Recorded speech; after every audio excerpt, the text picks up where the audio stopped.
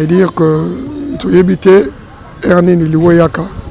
Mais ceux qui mutu akufi, il faut se rassurer bien avant Kazara qui n'a boyo kanemala mon créateur naï. Il est grand temps, il y a qu'à se préparer. Et voilà. Vous savez, le long dans un anzela, ils ont un nzembo moko, il y a Christian Yembaka et Mata Kinga na Mutema. Et je crois que Papa Naïko composé en Gona il y a chinois. Et voilà. Et Papa Naïko bete nanga li solo, nanzembo na tong bazo composé en Go tozo seka. Papa Naïko loba enga moto motema etonda bolingo ebele. Eleki mapata na minzoto na ebele. Architecte ya mokili nzambe yo papa tongelanga ndako monene na motema nanga et les tour de Babel na molai pe na monene la fin de sabanguni nanga. Mais un jour nous finirons par mourir. Il est grand temps pour nous parce que mutakoka na sa mokili azate, nous avons des qualités, nous avons des erreurs, de bien réparer parce que nous ne savons pas quand est-ce que la mort peut nous visiter. Et voilà ce que je peux nous dire. La mort de ce grand homme est une leçon. Et puis, je lance le même message à tous les artistes musiciens. Oyo bazana mukili, obazo kanga. Il est grand temps. Il y a Christian Zalaga Ayembi si mukili, Abini si Batou. Et voilà. Et il a pris la bonne décision de donner sa vie à Jésus. Et voici qu'aujourd'hui, il est décédé. Répentons-nous de nos péchés, parce que nul n'est parfait, même moi je ne suis pas parfait. Et voilà, retenons que la mort existe. Mais il faut bien mourir, et dans le Seigneur. Voilà. Merci beaucoup. J'étais aussi son pasteur. Ok. Donc petit frère et puis pasteur. Oui. Voilà. Et comme je disais, Toza n'a pas si, ton moment n'a pas si. Qu'est-ce qui s'est passé réellement? Parce que Toza, vous êtes déjà surpris, on a pasteur que ça coupe, malgré les causes qui est belé à Batou, mais les lotoyés, qu'est-ce qui s'est passé réellement? Fait que c'est Abela qui est là. Oui, il a été malade un temps, il commençait déjà à récupérer. Il a souffert parce qu'il avait un problème de sucre qui le rongeait. Mais le Seigneur avait fait grâce qu'il se maintenait. Et voilà. Bon. C'est vrai qu'avant sa mort, il y a eu des rumeurs, juste comme ça. Il a publié sur Internet qu'à Koufi, voilà. Et ça m'a affecté Makassi. Il a affecté qui alors il n'a pas pu supporter le choc. Et ce qui a fait qu'il est emporté. Il a dit, Moni, Moutousoraza na Makassi, n'a pas faculté, à lutter psychologiquement dans ma moussoussou. Mais Moutousoraza déjà malade.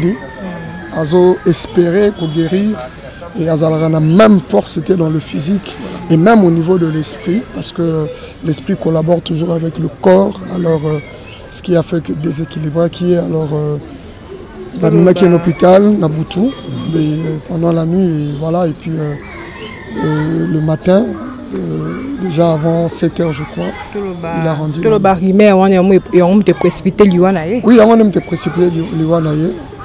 Mais rumeur est que famille Bolobité parce que toujours confirmé parce qu'ils avaient fait et puis ils ont réalisé. Non mais hier il était là, il était vivant. Il était vivant hier, il était là avant-hier à Zalakiwana. Et d'ailleurs j'aimerais bien dire aux gens que le même jeudi si je peux dire comme ça, rumeur et Tambolaki. Oui. Moi je venais de prêcher à Njili au quartier 1, na 6 côté à Nazo Bimaboué, à Koulou Nabaye. Agressé madame, botoli ba téléphone, et voilà, betinga ba machette. Nanzoto mais juste comme ça et nazo quitté ninité, nazo qui gratinira au téléphone et voilà. Ndesiko on a même boutou, la même pourquoi toujours au il y a Christian en Koufi et tout ça. Ça c'est un plan de ténèbres. Et le lendemain, tu confirmé qu'il a Koufa quitté parce que Zalaki il y a même un frère à moi qui avait fait une vidéo avec lui, Raymond Chibangu. Oui. Et voilà, à sa vidéo, et puis on a reconfirmé. Il y a Moura Salaki Voice. Et les cas qui n'ont pas groupe Ebele, il y a réseaux sociaux, WhatsApp et Twitter, et voilà. Mais il n'a pas pu supporter. Mais toi, le a remis la maladie, ton moulay? Oui, il y a Christian entraîné avec cette maladie. Mais grâce à Dieu, et grâce à ma aide, Moussoussou, dans la famille et ailleurs, et ça l'a pu se maintenir et aussi et grâce à Batoyo Bazalaki toujours à son approche et Kosongaye n'a pas conseil et voilà il venait il était avec moi à l'église et on passait du temps et voilà Koyoka nouvelle wana et taki pasteur oyo ozala rapena nandeko na yo oyebika avec mon sucre est-ce que vous avez temps au solanaye au talisaye parce que tant que mo azwa ki on va supporter bino na part na bino bo solana ndeko vous savez que non au coup faté tout ça parce que ça qui déjà non décision coup faisait ngati c'est ça tu vas pas psychologie oui taki pasteur parce que hier déjà quand j'ai tenté de l'appeler il n'avait pas pris le téléphone et c'est sa femme qui me dira que le téléphone ils allaient qui n'a pas beaucoup parce que abandonné cause à moi temps il se reposer. Alors j'espérais qu'aujourd'hui dimanche et voilà après les cultes je pouvais passer le voir tous ces canons de maison là et voilà mais bon Dieu a pris son âme. Moi ça m'a beaucoup affecté. Naza papa pour Naban Ebele. C'est vrai que mes larmes et Coco affecté peut battre belé, mais je souffre intérieurement. Je souffre vraiment intérieurement. Je fais un effort de cacher ces multiples douleurs. Sourire au besoin mon à l'Okuta. Je suis famille qui beaucoup c'est une grande famille. Mais vous avez combien parce que tu n'avez bivé même si babi boza atiki bana 8 même si babi atiki 6 les artistes et comédiens vous avez combien en fait? Bon, je crois que ça il s'agit de sa vie privée. Okay. Voilà, ils ont la compétence. Non. C'est le nez de tous les garçons. Okay. Mais alors je pense que nous devons nous limiter juste au niveau de Magambo Eza. Mais il y a déjà stars, il y a déjà artistes, il faut battre les obligés quand même. Tu peux savoir quand tu as une banque. Atiki bana combien? Atiki peut la chaussure combien? Atiki bilamba combien? Atiki bana tout combien? Ça, et voilà. Papa Atiki bana combien? Non, il a beaucoup d'enfants. Merci Dieu. Voilà. Voilà. Donc, Christian Atiki Bana, par exemple, 7 ou 8. Ouais. T'es à dire.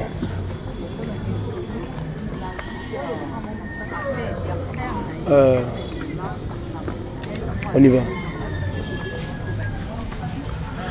Voilà, comme vous le constatez, donc nous avons Matanga, la délégation il y a de partout, la famille, amis et connaissances, les artistes. Donc il a marqué son temps, il a marqué son époque, il a formé, il a aidé, il a soutenu aussi des gens. Et on besoin que Matanga na yeza na engouement en tout cas makasi. Mais parmi ces enfants musicaux, nous allons découvrir histoire moi souvenir. Bonjour mon frère. Ouais, bonjour Ndeko. Bon, mes condoléances à tous en famille. Bato ba monio pour la première fois. Kumbonani. Mboshi. Mboshi, musicien d'Akumoda, ex-musicien d'Akumoda. Malgré na beta sous musique était, na comme témoin de Jéhovah. Mais tant qui sangwaliwa et zubisonyo sopo d'Akumoda vient à biso. Yango na mona voilà, Moshi ozala na Linda ozala ba tube moi belé bosanda Kumuda tanga bongola motema ezara regret pour na bino to bozara surpris. Na roloba bon, ezara regretté parce que mutant a mosambe les amalamu. Mais nazaki un peu surpris parce que bisonyo sur total on peut na télévision. Donc ka moi na mona na télévision et ça là qui na benga prise absanga yaka na yena kutiane na kisali pa ba mettre ponzi na bi prise menenyo sali boy. Abi son atiki musique wana ça ponga la ngina mona abino en vie boy boza na mono et ça langa bien donc son a continuer na bina continuer autant suna monoti a go sacrifier bino ya lo bibongo ke na tiki pona mona rabino sikoyo mutalobi atiki pa mona rabiso ça pour la bien na biso ça pour na bien na biso na mona ke to forcer te bon siko lelo atika pa mona biso mais via za susté ya onde pe ça pena passer. Donc il y a trop de souvenirs hein. Et belé sonaza Mboshi sonaza qui chance tombe sur Matavion et ça grâce à Dakumuda n'était au solo la naie aibsinga biazo ka bien te azala ki na RTNC ngana za na Paris et abina ngabi soki ozongi kin avant qu'il n'est pas na yo monanga na za na besoin na yo ndi na yo yakin na tikala po lukete na benga na téléphone to solo la via za qui très bien solo la nanga très bien. banana mikili na bando solo ne tina kin to kozara bien aux anciens na kin était te nazar na kin madame na ngai na ba petit tout moi tout kara mais franchement liwa dakumuda epesi pas si mort au savante. Voilà, merci beaucoup Mboshi, le Baïza est belé, mais tout ça dans matanga, je pense que le nom moni moi sinaye, moni famille ba sa prière au fond de toi. Est-ce que dakumuda tikela autant message morté? Bon, liloba boy katikelinga liloba monet na tikala nango te. Mais logo oda kumuda lobara nanga katika misiki pa mona rabiso. Abinanga obidanga na boso na tika misiki pa na mona rabino en vie. Tant via lobi bongo et ça nga bien. Na mon temps sous peut-être so ba ya continuer ba biso pe ba auto nga to zalati. Mais to tikali na vie na biso ya mona rabiso biso to mona raye lelo via zati. Donc et pas si pas si franchement. Et si pas si. Ouais. Personnel hein. Vraiment. Vraiment donc merci. Merci. Merci. Ouais, bonjour mon frère.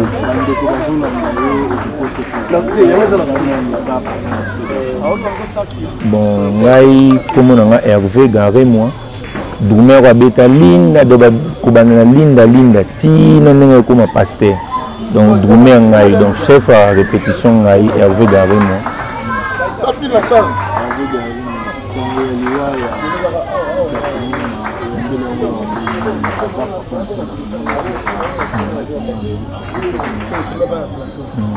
Bon, et ça li passe liboso na zoki on a pourquoi jour ndeko nanga pe Doumer akufaki Seguin na ba 22h na moni batini nga message ke dakumuda kufi oh mais akufa ndeni bata biwo ba benga ngate to bata famille ba yebi ke petit na ye donc ndenge vie na biso papa Chega Zagina chef na biso to tika biso Seguin donc solo moni papa Chomon Seguin donc ndenge pezali pa na biso so moni dakumuda omoninga de so jana sina jana concert na Red Bull bataroya tant on a besoin sango biteza lokuta na meku benga na bengi ba CG batutu landi na butwana akufiti asali biso pe vidéo atindi na groupe moto zana ngo les amis de l'Avignon biso tout batutu na bazana poto na bazana Kinshasa tutala ezango lokuta isili mais tout le monde a muta publié ki makamana eza Fabugaz. Ils ont bien été à Zamasa, tous les orchestres, à Zagina à l'Avignon. Mais actuellement, Kabongo, Batoupe to comique, non, Dakumu Dakufita sans vie. Olaya Lobata, c'est ce qu'ils étaient tout bon, tout le monde a mon amant, Tiki Kavelo, qu'on a gagné à Komagi, Dakumu Dakufi, tout éviter. Parce que c'est un allié à Moutouté. Ils ont bien été côté, mais ça lui sont passés à Zamasa, tous les Kinaï, à Meka, Kubongisa. Ils ont bien été quoi. Ça lui sont passé. Bon, tu éviter Karaboui, tout le monde, Moutali Bosso, tout le monde a publié qu'il y a un Boutouana, joue Kaka Sega Koufaki, ils ont dit Fabugaz. Sur le plan spirituel, vous avez énormément de spiritualité, bon, on a évité, il y a beaucoup de temps, soit mon élève qui wango wapi, soit qui n'a évité qui soit sous le parce qu'il y a Boutouana, tant qu'on va publier, qui a publié qu'il y a Daounda Koufi, tout bengi, à ça qu'il a veillé, bah, Sambel. Na butu na tiba 23h to ni base 0h moins to loba to bengi madame naenda yanda bité yé azana prière bazo sambela boze so basilisi on passer binoé tant peu basilisi ba passer pe téléphone a soli pe na biso te na zanvi yango kuna na vidéo na ko tchana na été soki bo mona ayi melanzam bozo OK abiki na zanvi ngayo ayi melanzam nzamba ser moko boye soki na pesi biyano papa na été ngolué OK Azoé Manwaza envie. Donc, il est condamné tout l'année à tout le cas, il a cycle diabétique. Donc, si vous continuez à couler, à Koufi, même à envie, sur le cycle qui commence à un temps et matin attention, à l'année, lobby, dans l'après-midi, à Zaki bien été, à une clinique, à Tonga, à l'Ilonde, à 7 h à Koufi. Message pour lancer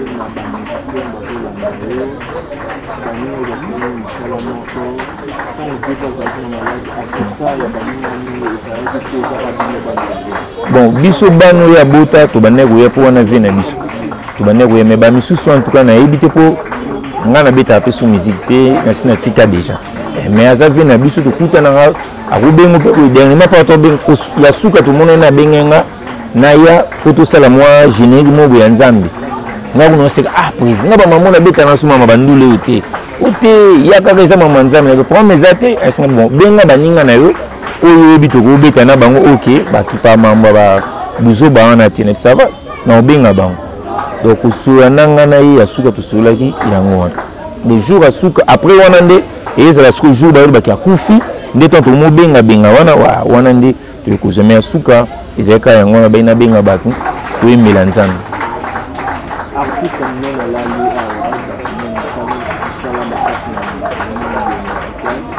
message na okokase na bamusicien nyonso bazotalela bakonza mboka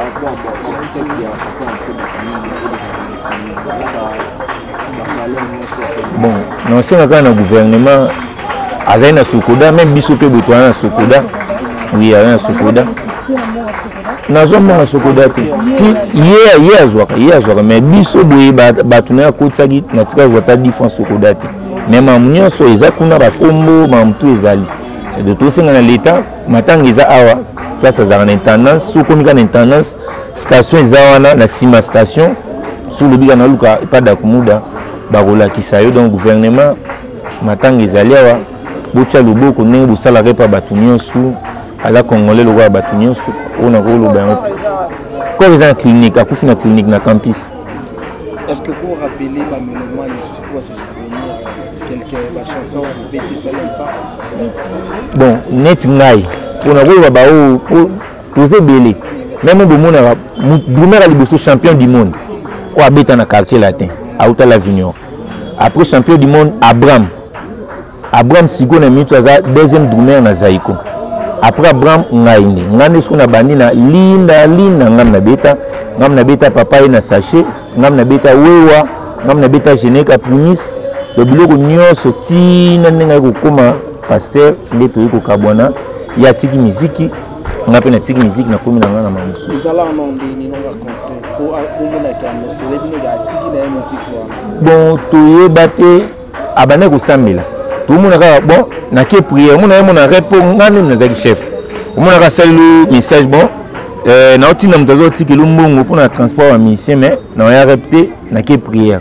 bon asa mutu ko pekisa mutu kosambela te après tomona komio jour to répétera mardi na jeudi atie siko mercredi na vendredi instrument et que na prière bon bobo répéter eza mama nzambe nzoka ndetse ke na prière ye jack azo kenda mamune kuna azo bongo na biso pe yebi te to répétaka to ka mokaka fato ki nemikili na décembre bali moment fato ki ne bali 20 pour to beta le 25 décembre tout le monde a le 15 mtaligi na TV et passer na biso mamilela ona komo sambela oh bakumo benga ba téléphone oh uzap nini oh mais tamu de yo bobo ki ne poto me yo azubo akomo sambele na yo la na émission de to ko mona ki akomo sambele ai akomo so ko yisa biso ke botika nzela wana bola na nzela nzambe po ngamo muto bolandaki na komi ko sambele donc so bolinga boya na nzela nzambe isape na misusu bakendaki na ba orchestre misusu isape na misusu batika neti frère na ngamboshi